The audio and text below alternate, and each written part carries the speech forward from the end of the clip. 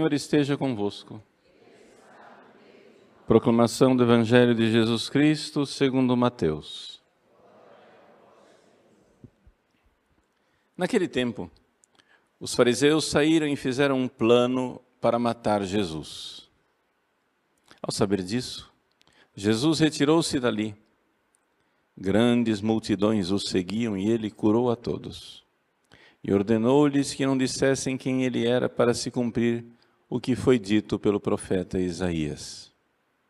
Eis o meu servo que escolhi, o meu amado, no qual coloco a minha afeição. Porei sobre ele o meu espírito, e ele anunciará às nações o direito. Ele não discutirá, nem gritará, e ninguém ouvirá a sua voz nas praças. Não quebrará o caniço rachado, nem apagará o pavio que ainda fumega, até que faça triunfar o direito. Em seu nome, as nações depositarão a sua esperança. Palavra da salvação.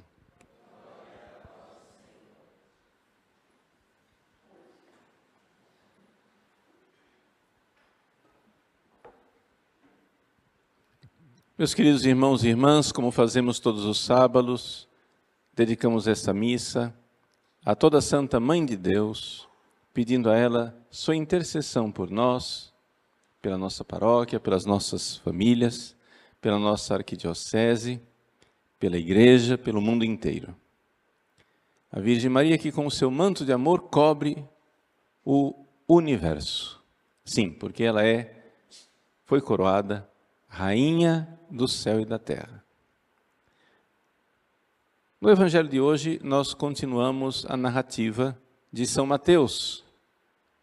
Vejam, Jesus fez o Sermão da Montanha, começou a fazer milagres. Com esses milagres vieram as vocações. A partir dessas vocações, Jesus então escolhe 12. A igreja já inicia constituída nesses dois grupos bem claros: discípulos e apóstolos, leigos e sacerdotes. Jesus então envia os seus 12 sacerdotes para a missão. Eles retornam, Jesus exulta de alegria, se alegra. E ele então continua a fazer o bem. Faz um milagre de curar a mão seca de um homem no sábado. E a partir deste bem que ele faz, ao curar um homem no sábado, nós vimos o evangelho de ontem, né? Os seus discípulos que colhiam espigas no sábado, né? Agora o homem cura a mão no sábado. Os judeus, então, tomam a decisão. E aqui, a virada, né? Existe aqui uma mudança psicológica em todo o Evangelho. Até aqui, Jesus estava pregando e só crescimento. Só o povo cada vez mais popular, só crescimento, cada vez mais popular, mas, e isso é uma coisa... Isso aqui não é nem lição do Evangelho, isso é lição de lógica, tá? Toda ação tem uma reação. Que eu acho às vezes interessante as pessoas, né, saem para evangelizar e acham que não vai ter reação. Mas como assim? Você declara guerra contra o reino de Satanás e acha que Satanás vai dizer, que legal. Não, ele não vai dizer que é legal. Se você vai evangelizar, mas eu estou bem intencionado, por isso mesmo,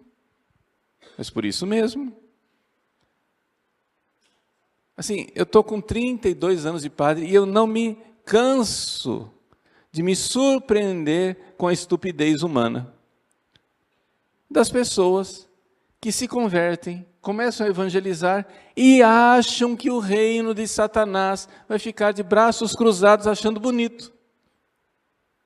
Meu irmão, O próprio Jesus disse: você vai sair em batalha? Conta aí quantos exércitos você tem, senão você pede paz antes de fazer a guerra. Você vai construir uma torre? Vai construir um centro de catequese?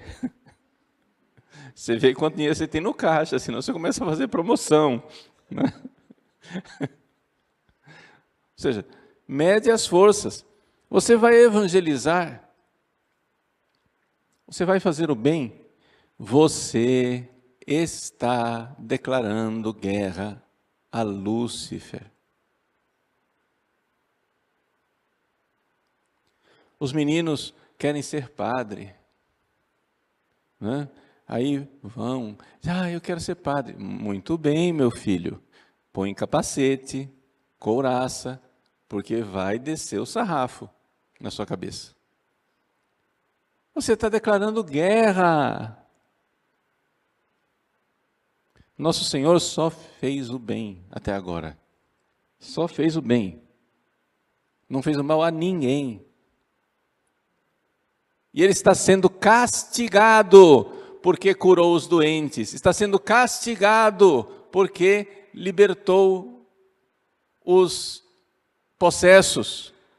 Ele está sendo castigado porque disse a verdade. E porque ele fez todo este bem,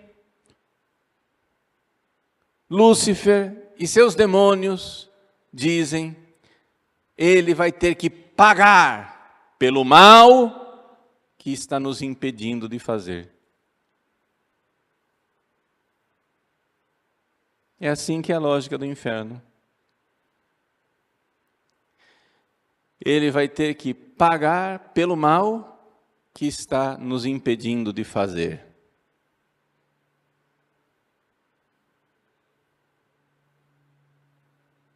Então não fiquem admirados que se você só fazendo o bem desperta a fúria dos infernos contra você.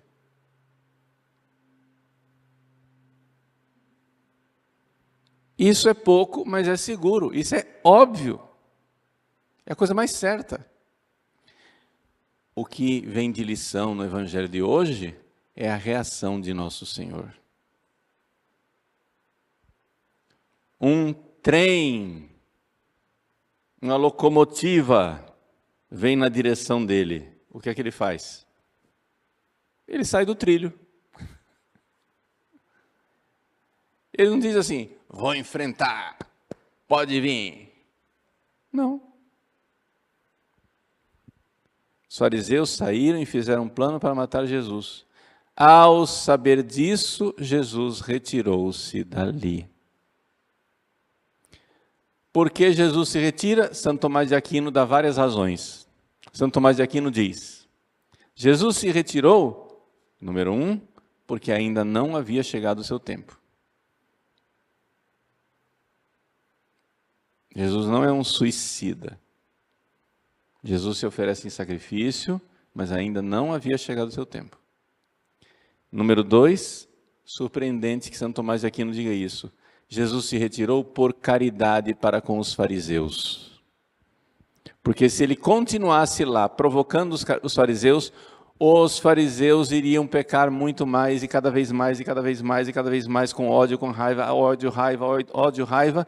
E então, para que os fariseus diminuíssem a quantidade de pecados, por caridade para com eles, Jesus se retira. Número 3, para poder falar na intimidade com aqueles que o seguem e que creem nele.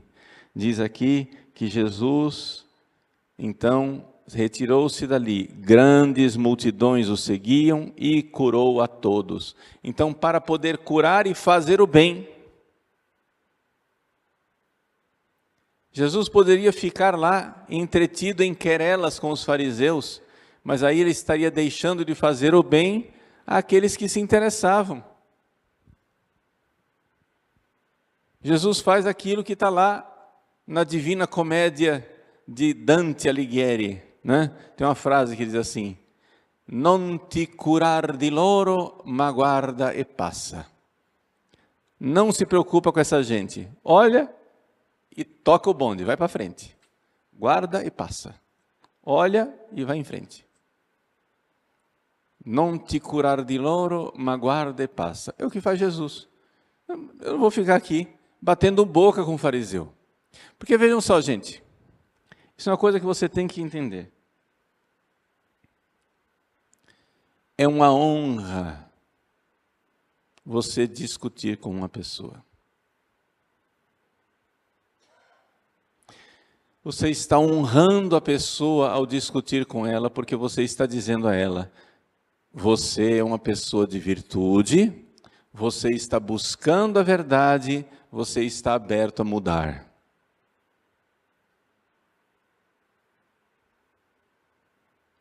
Só tem sentido discutir com uma pessoa virtuosa, que está realmente buscando a verdade e que está disposta a mudar de opinião. Se não, ora, se a pessoa não tem virtude, não está querendo saber da verdade e não vai mudar de opinião, você vai ficar batendo boca com quem?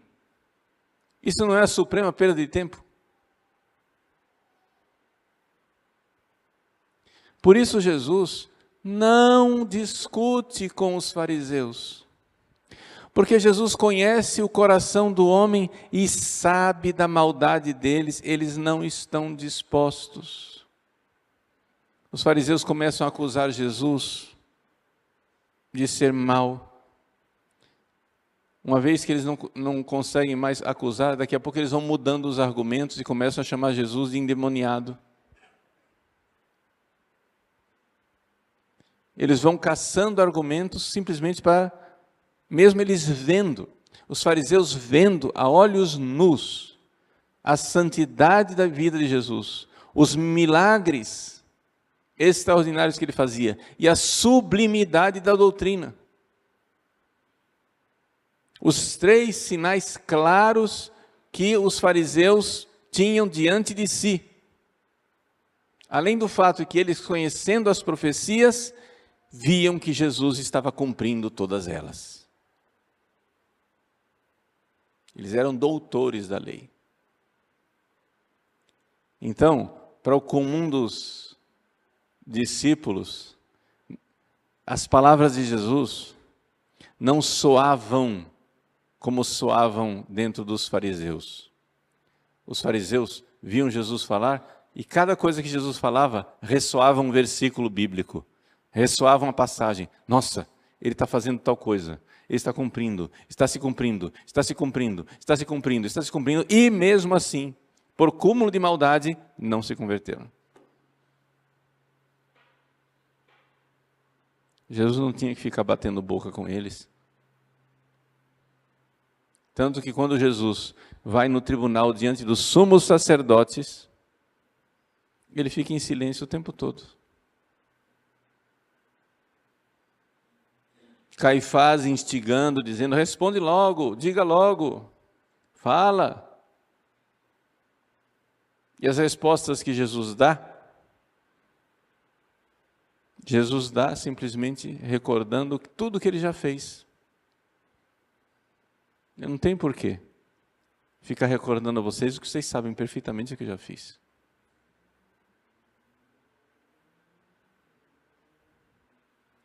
E então se cumpre a profecia. Primeiro cântico do servo sofredor, Isaías 42. Eis meu servo que eu escolhi. Jesus é o escolhido de Deus. O que quer dizer isso? Quer dizer que enquanto Deus, Ele é o Filho eterno, Deus de Deus, luz da luz, Deus verdadeiro, gerado, não criado, consubstancial ao Pai. Nesse sentido, Ele não é o escolhido, Ele é Deus. Ele é o escolhedor, Ele é aquele que escolhe. Enquanto Deus, Jesus é aquele que escolhe. Mas a humanidade de Cristo, ou seja, o corpo e a alma de Cristo, que foram gerados, que foram criados no ventre de Maria, foram escolhidos. Quando Deus fez uma alma para si, quando o Filho eterno fez uma alma para si na encarnação, aquela alma é uma alma privilegiada, sim ou não? Por que ele criou aquela alma e não outra? Deus poderia ter criado bilhões de almas diferentes, sim ou não? Criou aquela. A alma bendita de nosso Senhor Jesus Cristo é eleita. O corpo bendito de nosso Senhor Jesus Cristo é eleito. A humanidade de Cristo é eleita. Eis o meu servo, meu eleito, meu amado, no qual coloco a minha afeição, porei sobre ele o meu espírito. Então vejam que a humanidade de Cristo é eleita, a humanidade de Cristo, ela é escolhida, a humanidade de Cristo, quando a alma de Jesus, a alma humana de Cristo, o tempo todo está diante de Deus, vendo o infinito amor com que ela foi amada. E esta gratidão, este amor, que faz com que essa alma parta como um balaço, um torpedo na direção da humanidade para nos amar. A alma de Cristo vê em Deus com que amor ela é amada e descobre em Deus que Deus quer que ela nos ame. A alma de Cristo nos ame. Então, imediatamente, eis que eu venho, Senhor, para fazer a vossa vontade. E se lança de amor em nossa direção. E como é que Ele nos ama? Ele diz, não discutirá.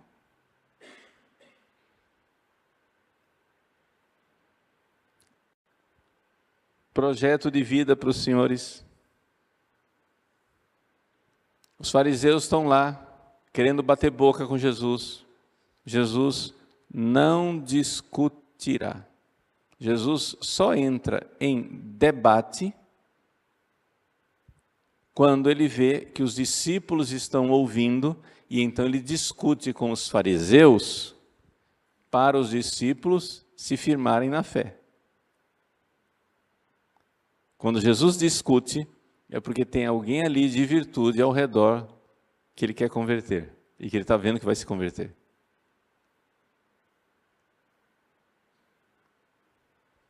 Mas a atitude não é a atitude de rivalidade, de confrontação.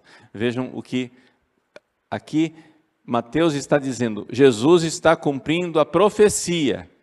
Os fariseus querem matá-lo, querem começar uma discussão com ele. O que é que ele faz? Vai para lugares desertos, se afasta, não discutirá.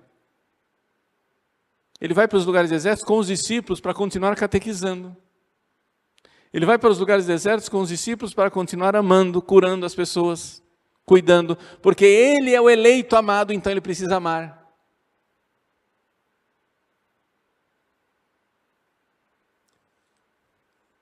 Então tenhamos muita prudência e sabedoria ao procurarmos confrontos. Tem gente que gosta de uma briga. Eu mesmo, quando era mais jovem, era mais brigão. E eu achava que brigando eu ia conquistar muita coisa. Hoje eu vejo que eu posso ainda argumentar e brigar, quando eu tenho esperança de que as pessoas mudem. Mas eu não vou ficar batendo cabeça. Eu vou dar aquilo que Deus quer que eu dê àquelas almas que estão abertas. Tem bastante gente, graças a Deus, de boa vontade.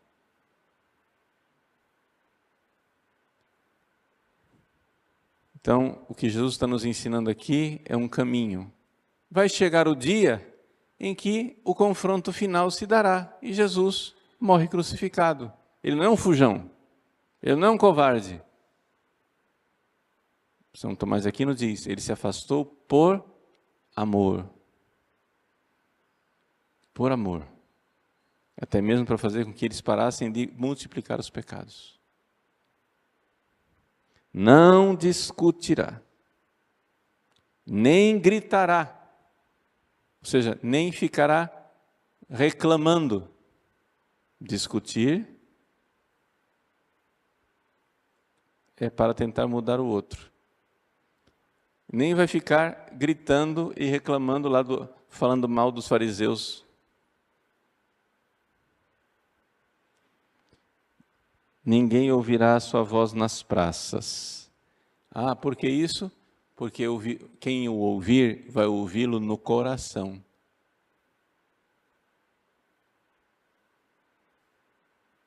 Dentro de você tem uma mecha que fumega. Dentro de você tem fé. E Jesus vai lá falar no seu coração e vai abanar para que aquela brasazinha comece a crescer e vire fogo outra vez. Jesus não vai apagar a mecha que fumega. Né? Quando a gente às vezes apaga uma vela, a vela não apaga de vez. Fica aquela brasinha lá, fumegando, sim ou não? Essa é a mecha que fumega. Jesus não vai apagar a mecha que fumega. Jesus vai pôr mais fogo ali. Somos nós. Então vejam que o Evangelho de hoje dá para a gente fazer um curso inteiro, porque tem muita coisa. Tem muita coisa, tem uma riqueza enorme. Vou tentar resumir aquilo que nós colocamos, para você ir para casa com uma coisa sólida. Ok? Uma coisa boa. Para a sua aplicação, para a sua vida. Primeiro, não se admire que você fazendo o bem seja pago com o mal.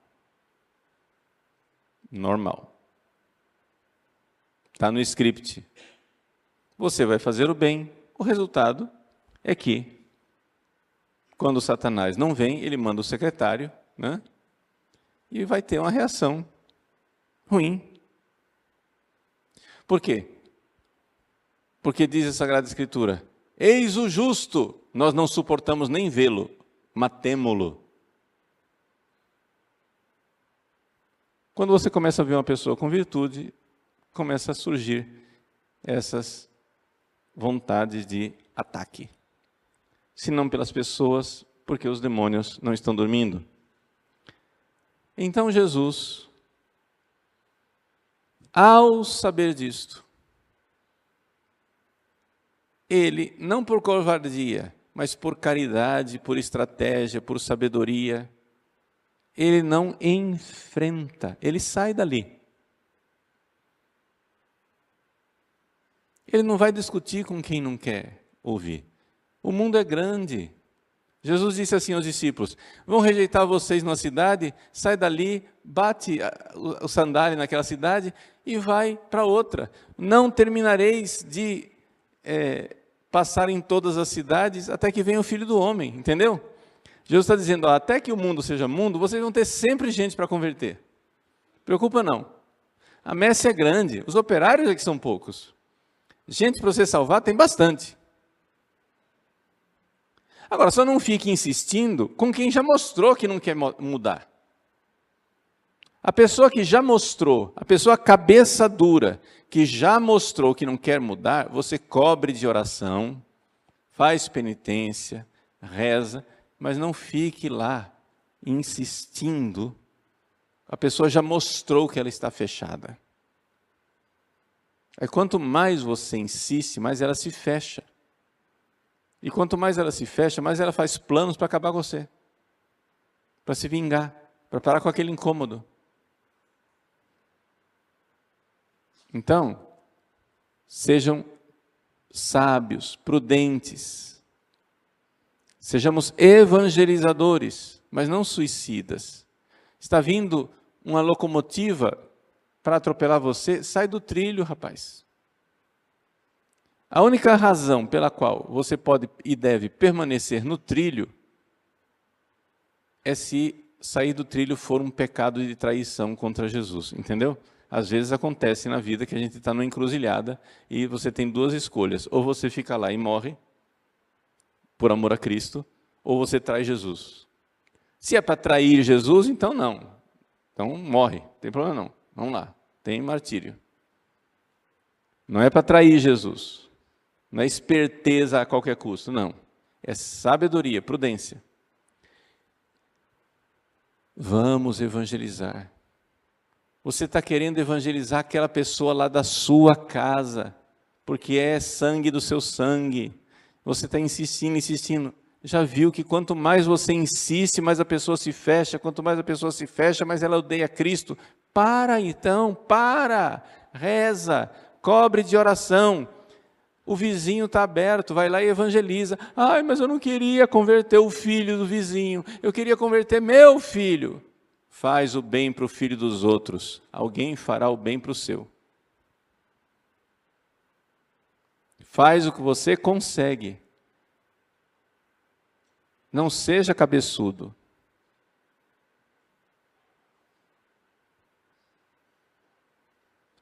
Porque muitas vezes as pessoas ficam tão obsessivas querendo converter uma pessoa, que fazem com que a pessoa odeie mais Nosso Senhor por causa dela. Entendeu? A pessoa até amaria Jesus, mas já que o secretário de Jesus, esse bicho chato, insistente, impertinente, a pessoa começa a odiar Jesus. Então, que receita que eu estou dando para você? Receita nenhuma. Pede o Espírito Santo, reza, pensa. Só estou mostrando para vocês como Jesus age. Jesus, um plano para matar. O que Jesus faz? Sai. E vai evangelizar quem está aberto. Um dia chega a cruz dele. Não preocupa não. Um dia a gente fica numa encruzilhada e é ou trair Jesus ou morrer. Então a gente escolhe morrer. Mas é importante a gente ser inteligente, prudente como as serpentes, disse Jesus. Jesus disse assim: os filhos desse mundo são mais inteligentes, prudentes, espertos do que os filhos da luz. Então Jesus está dando puxão de orelha e dizendo, ó, sejam um pouquinho mais espertinhos. Não sejam tão bitolados. Não quer dizer cometer nenhum pecado. Não é para mentir, não é para ser trapaceiro, nada disso. Não é para ser covarde, mas é necessário saber ceder e procurar outra estratégia, outro caminho. E é isso que Jesus está nos ensinando no Evangelho de hoje.